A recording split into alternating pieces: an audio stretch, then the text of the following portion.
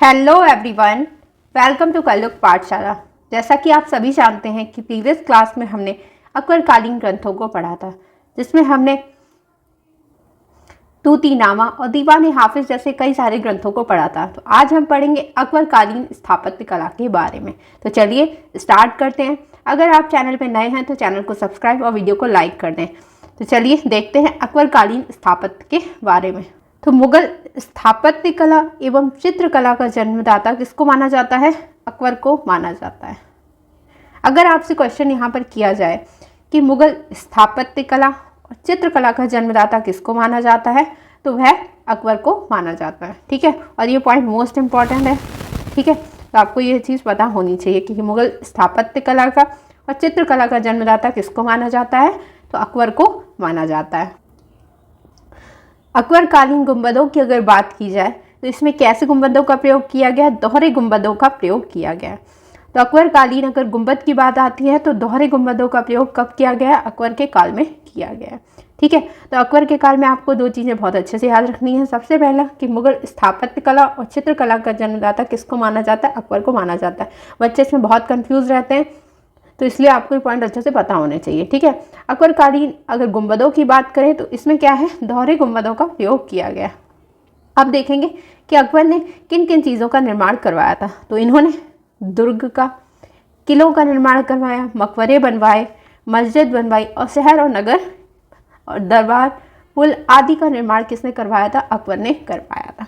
ठीक है, चलिए अब नेक्स्ट पॉइंट देखेंगे। नेक्स्ट है हमारा आगरे का किला, जो मोस्ट इम्पॉर्टेंट है और जहाँ से क्वेश्चंस बनने के चांसेस रहते हैं। ठीक है, तो आगरे के किले के बारे में हम जानेंगे। तो सबसे पहले अगर बात की जाए आगरे के किले का निर्माण कब कराया गया है, तो अगर इसके निर्माण की बात की जाए तो इसका निर्माण हुआ है 1558 में, यानी अकबर के समय में। ठीक है, तो इसका निर्माण कब हुआ है? 1558 में, यानी अकबर के समय में। तो अकबर ने ही इसका निर्माण करवाया था। आगरे का किले का निर्माण किसने कराया है? अकबर ने कराया है। ठीक है, तो आपको याद रखना है कि आगरे का किले का निर्माण कब होता है? 1558 में हुआ है। और करवाया किसने है? तो अकबर ने करवाया था। ठीक है, इतना क्लियर। चलिए नेक्स्ट है कि आगरे किले में कितनी इमारतें हैं। तो यहाँ पर अगर बात की जाए तो आगरे के किले में 500 इमारत हैं। कितनी? 500 इमारत हैं। और इस किले में ही जहांगीरी महल और अकबरी महल का निर्माण करवाया गया है। ठीक है, तो आपको याद रखना है कि अगर आगरे के किले की इमारतों की बात हो तो इसमें 500 इमारत है और इस किले में ही क्या कराया गया है? जहांगीरी महल और अकबरी महल का निर्माण करवाया गया है। ठीक है, और आगरे के किले के निर्माण की अगर बात की जाए तो किससे कराया गया है? तो लाल बलुआ पत्थर से इसका निर्माण किया गया है। ठीक है, तो आपको कुछ चीज़ें इसमें लर्न करनी है अच्छे से। तो इसमें अगर आगरे किले के निर्माण की बात की जाए तो 1558 में हुआ है। कब हुआ है? 1558 में। किसने करवाया है? तो अकबर ने करवाया है। और किससे करवाया गया है? तो लाल बलुआ पत्थर से। ठीक है, लाल बलुआ पत्थर से। तो ये चीज़ें आपको पता होनी चाहिए। ठीक है, लाल बलुआ पत्थर से। क्लियर। चलिए अब बात करते हैं कि आगरा शहर की स्थापना किसने कराई थी। ठीक है, तो आगरा शहर की अगर स्थापना की बात की जाए तो इसकी स्थापना 1504 में हुई है। कब हुई है? 1504 में। अब किसने करवाई थी? तो सिकंदर लोदी ने करवाई थी। ठीक है, तो आगरा शहर की स्थापना कब हुई है? 1504 में हुई है। और किसने करवाई है? तो सिकंदर लोदी ने। ठीक है, और इसमें बादलगढ़ किले का निर्माण सिकंदर लोदी ने करवाया है। यानी आगरा में ही बादलगढ़ किले का निर्माण किसने करवाया है? सिकंदर लोदी ने करवाया है। तो आपको याद रखना है कि आगरा शहर की स्थापना कब हुई है? तो 1504 में हुई है। किसने कराई है? तो सिकंदर लोदी ने करवाई है। ठीक है, और आगरा में ही बादलगढ़ किले का निर्माण करवाया गया है। और ये किसने करवाया है? तो इसको भी सिकंदर लोदी ने ही करवाया है। ठीक है, आई होप आपको इतने पॉइंट अच्छे से क्लियर होंगे। चलिए नेक्स्ट अब बात करेंगे अजमेर के किले की। ठीक है, तो अकबर ने 1570 में किसका निर्माण करवाया था? अजमेर के किले का निर्माण करवाया था। ठीक है, किसके? अजमेर के किले का निर्माण किसने करवाया था? तो अकबर ने करवाया था। और यह सबसे बड़ा किला था। ठीक है, सबसे बड़ा किला था। तो यहाँ पर आपको याद रखना है कि अजमेर के किले का निर्माण कब कराया गया? 1570 में। कब? 1570 में। और अजमेर का किला का निर्माण करवाया किसने है? तो अकबर ने करवाया है, और कहाँ पर करवाया है, तो अजमेर में ही करवाया है, ठीक है। और यह सबसे बड़ा किला माना जाता है, ठीक है, तो ये सबसे बड़ा किला माना जाता है। चलिए अब बात करेंगे फतेहपुर सीकरी की, ठीक है। तो फतेहपुर सीकरी की अगर बात की जाए तो अकबर जो थे इन्होंने गुजरात बात क्या करते हैं, लौटने के बाद सीकरी गांव का जो नाम है वो बदल कर क्या कर देते हैं, फतेहपुर सीकरी रख देते हैं, ठीक है। तो जितने पॉइंट्स मैंने यहाँ इसमें लिए हैं वो सारे ही इंपॉर्टेंट हैं, ठीक है, तो आपको सारे ही अच्छे से लर्न करने हैं। मैं आपको वही चीज़ दे रही हूँ जो आपके एग्ज़ाम के लिए इंपॉर्टेंट है, वरना पढ़ाने के लिए बहुत कुछ है, इसलिए जितना है आपको उसको बहुत अच्छे से तैयार करना है, ठीक है। तो अकबर ने गुजरात विजय के बाद कौन सी विजय के बाद, गुजरात विजय के बाद कहाँ का नाम, तो सीकरी गांव है, ठीक है। सीकरी क्या था, एक गांव था, और इसका नाम बदलकर इन्होंने क्या कर दिया था, फतेहपुर सीकरी रख दिया था, ठीक है, क्लियर। और इसी गांव में कौन रहते थे, शेख सलीम चिश्ती रहते थे, ठीक है। कौन रहते थे, शेख सलीम चिश्ती रहते थे। और अकबर ने इसी गांव में विशाल दुर्ग का निर्माण 1571 में करवाया था, ठीक है। तो यहाँ से काफ़ी क्वेश्चन पूछे जाते हैं कि किस विजय के बाद सीकरी गांव का नाम बदलकर फतेहपुर सीकरी रख दिया गया, तो गुजरात विजय के बाद। और शेख सलीम चिश्ती किस गांव में रहते थे, तो वो सीकरी गांव में ही रहते थे, ठीक है। और अकबर ने इसी गांव में क्या किया था, एक विशाल दुर्ग का निर्माण करवाया था। कब करवाया था, 1571 में करवाया था, ठीक है। चलिए अब नेक्स्ट पॉइंट देखेंगे। तो नेक्स्ट है कि फतेहपुर सीकरी में और भी कई सारी इमारतें रही होंगी, तो बात करते हैं फतेहपुर सीकरी की प्रमुख इमारतों की, ठीक है, जिसमें आता है जोधा भाई का महल, फतेहपुर सीकरी के ही अंदर है, ठीक है। बीरबल का महल, हवा महल, मरियम की कोठी, जामा मस्जिद और बुलंद दरवाज़ा, इस्लाम शाह का मकबरा और शेख सलीम चिश्ती का मकबरा। तो यहाँ पर जितनी चीज़ें मैंने आपको दी हैं ज़्यादातर मैं आपको सारी ही पढ़ाने वाली हूँ, ठीक है। तो फतेहपुर सीकरी की अगर प्रमुख इमारतों में अगर आपसे पूछा जाएगा तो कौन कौन सी हो गई, जोधाबाई का महल हो गया, बीरबल का महल हो गया, हवा महल, मरियम की कोठी, जामा मस्जिद, और क्या आता है, बुलंद दरवाज़ा, इस्लाम शाह का मकबरा और शेख सलीम चिश्ती का मकबरा। तो ये जो इमारतें हैं वह फतेहपुर सीकरी के अंतर्गत आती हैं, ठीक है। चलिए अब फतेहपुर सीकरी की अगर सबसे बड़ी इमारत पूछी जाएगी तो वह कौन सी है, जोधाबाई का महल है, ठीक है। कौन सा है, जोधाबाई का महल। अगर फतेहपुर सीकरी की अगर सबसे बड़ी इमारत आपसे पूछी जाती है तो वह कौन सी है, जोधाबाई का महल है, ठीक है। अगर आपसे फतेहपुर सीकरी का गौरव पूछा जाता है तो वह क्या है, जामा मस्जिद, ठीक है, जामा मस्जिद, ठीक है। फतेहपुर सीकरी का गौरव क्या है, जामा मस्जिद, ठीक है। और बुलंद दरवाजे का निर्माण जो है वो मस्जिद के द्वार पर किया गया है। अब ये कौन सी मस्जिद है, तो जामा मस्जिद के द्वार पर, ठीक है। यानी बुलंद दरवाजे का निर्माण कहाँ पर किया गया है, मस्जिद के द्वार पर, ठीक है। चलिए, और कौन सी मस्जिद, जामा मस्जिद के पूर्वी द्वार पर बुलंद दरवाजे का निर्माण किया गया है, ठीक है। चलिए, तो आई होप आपको इतने पॉइंट्स अच्छे से क्लियर होंगे कि फतेहपुर सीकरी की सबसे बड़ी इमारत कौन सी है, तो जोधाबाई का महल है। और फतेहपुर सीकरी का अगर गौरव की पूछा जाएगा तो कौन है, जामा मस्जिद। और जामा मस्जिद का ही जो पूर्वी द्वार है वह क्या है, बुलंद दरवाज़ा है, ठीक है। तो आपको ये चीज़ लर्न करनी है, ठीक है। चलिए नेक्स्ट पॉइंट्स देखेंगे। अब बात करते हैं बुलंद दरवाजे की। बुलंद दरवाज़ा, बुलंद दरवाजे को ही हम क्या कहते हैं, बादशाही दरवाज़ा कहते हैं। क्या कहते हैं, बादशाही दरवाज़ा। तो आपसे पूछा जा सकता है कि बुलंद दरवाजे को अन्य किस नाम से जाना जाता है, तो बादशाही दरवाजे के नाम से भी जाना जाता है, ठीक है। अगर इसके निर्माण की बात आती है तो इसका निर्माण जो है वह 1601 में किया गया है, ठीक है। तो बुलंद दरवाजे का निर्माण कब किया गया है, 1601 में किया गया है, ठीक है। इसका निर्माण जो है वह फतेहपुर सीकरी में जो जामा मस्जिद है उसके पूर्वी द्वार पर किया गया। तो अभी मैंने आपको बताया था कि बुलंद दरवाज़ा कहाँ पर है, तो जामा मस्जिद का जो पूर्वी द्वार है उस पर क्या किया गया है, बुलंद दरवाजे का निर्माण किया गया है, ठीक है। और जामा मस्जिद कौन सी, जो फतेहपुर सीकरी में है, ठीक है। तो फतेहपुर सीकरी में जामा मस्जिद के पूर्वी द्वार पर किसका निर्माण किया गया है, बुलंद दरवाजे का निर्माण किया गया है, ठीक है। तो आपसे बुलंद दरवाजे के बारे में क्या पूछा जा सकता है, किसे और क्या कहा जाता है, तो इसे बादशाही दरवाज़ा कहते हैं। इसका निर्माण कब हुआ है, तो 1601 में किया गया और इसका निर्माण फतेहपुर सीकरी में जामा मस्जिद के पूर्वी द्वार पर किया गया है, ठीक है। चलिए नेक्स्ट पॉइंट।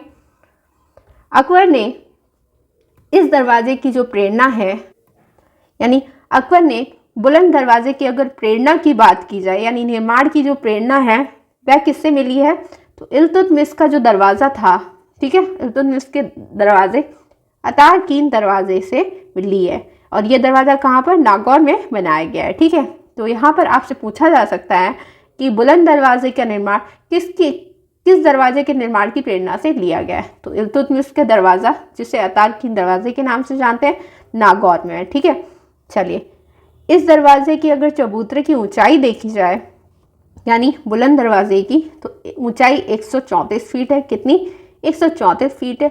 और अगर धरातल से ऊंचाई देखी जाए तो 176 फीट है। ठीक है, क्लियर। तो ऊंचाई कितनी हो गई, 134 फीट, और धरातल से ऊंचाई कितनी हो गई, 176 फीट। ठीक है, इसे विश्व का सबसे बड़ा दरवाज़ा माना जाता है। ठीक है, तो विश्व का सबसे बड़ा दरवाज़ा कौन सा है, बुलंद दरवाज़ा है। क्लियर। चलिए नेक्स्ट पॉइंट देखेंगे।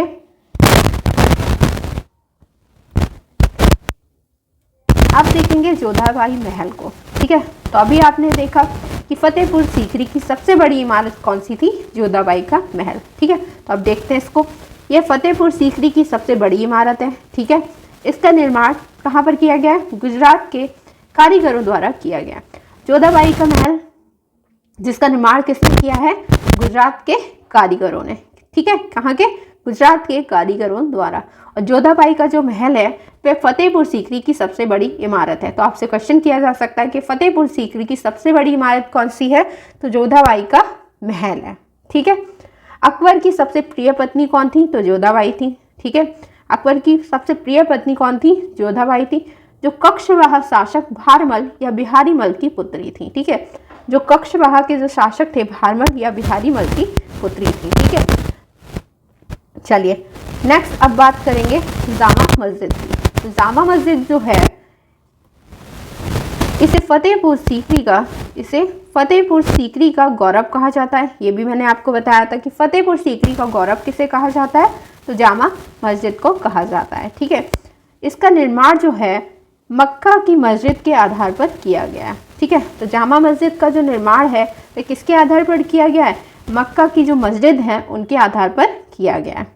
इस मस्जिद में शेख सलीम चिश्ती व उनके पुत्र इस्माइल शाह की कब्र है। ठीक है, तो यहाँ पर आपको ये चीज़ लर्न करनी है कि जामा मस्जिद जो है, यानी फतेहपुर सीकरी की जो जामा मस्जिद है उसमें शेख सलीम चिश्ती और उनके पुत्र इस्माइल शाह की क्या है, कब्र है।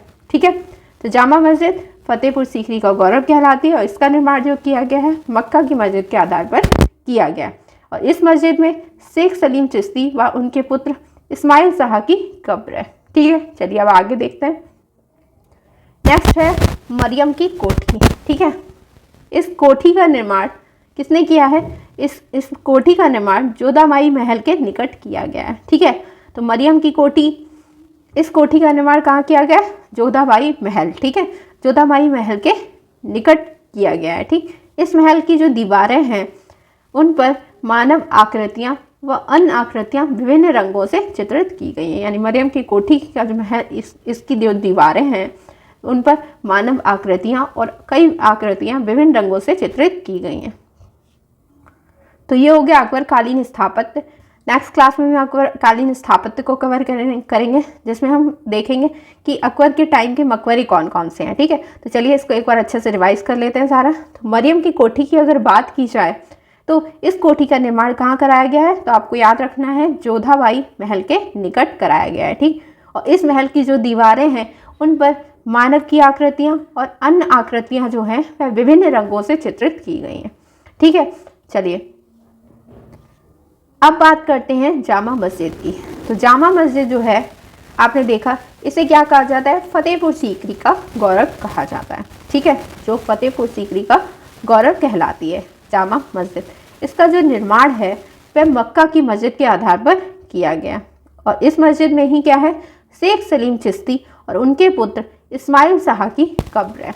ठीक है, चलिए जोधाबाई महल इसे फतेहपुर सीकरी की सबसे बड़ी इमारत कहते हैं। ठीक है, यानी अगर आपसे पूछा जाएगा कि फतेहपुर सीकरी की सबसे बड़ी इमारत कौन सी है, तो जोधाबाई का महल है और इसका निर्माण किसने किया है, तो गुजरात के कारीगरों द्वारा किया गया है। ठीक है, और अकबर की सबसे प्रिय पत्नी जोधाबाई थी, जो कक्षवाह शासक भारमल या बिहारी मल की पुत्री थी। ठीक है, चलिए अब बात करते हैं बुलंद दरवाजे की।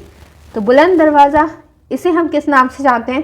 तो इसे हम बादशाही दरवाजे के नाम से भी जानते हैं। ठीक है, इसका निर्माण 1601 में किया गया था। ठीक है, इसका निर्माण फतेहपुर सीकरी में जामा मस्जिद के पूर्वी द्वार पर किया गया है।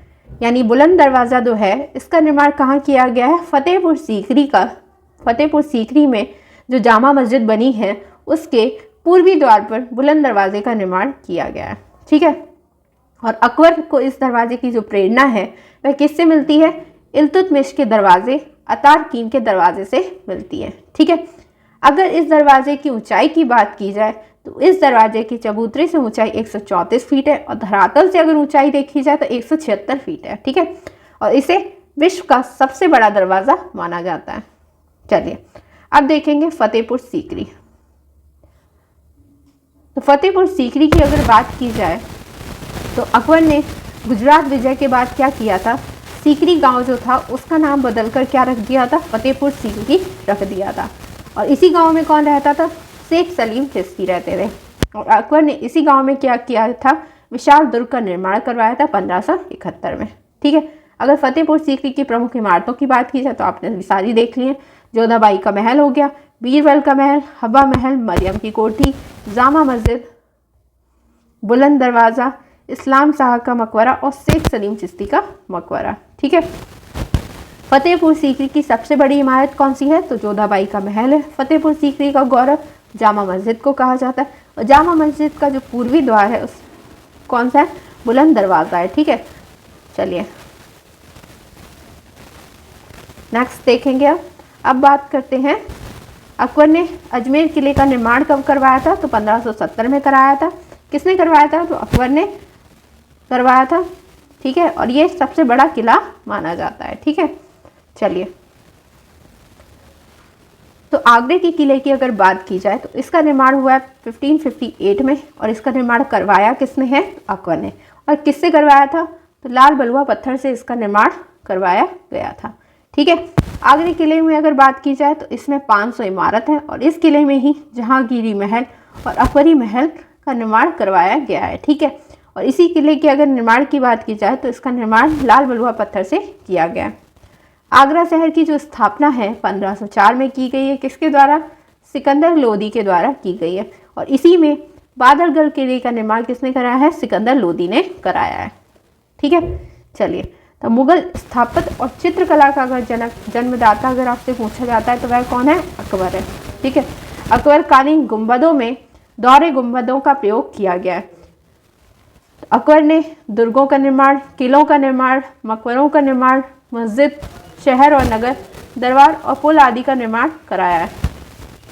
तो ये हो गया आपका अकबरकालीन स्थापत्य। आई होप आपको अकबरकालीन स्थापत्य कलाएं अच्छे से समझ आ गई होंगी और एक एक पॉइंट अच्छे से क्लियर हो गया होगा। अगर आपको वीडियो अच्छी लगी है तो वीडियो को लाइक करें, शेयर करें और चैनल को सब्सक्राइब करें। मिलते हैं नेक्स्ट वीडियो में, तब तक के लिए थैंक यू।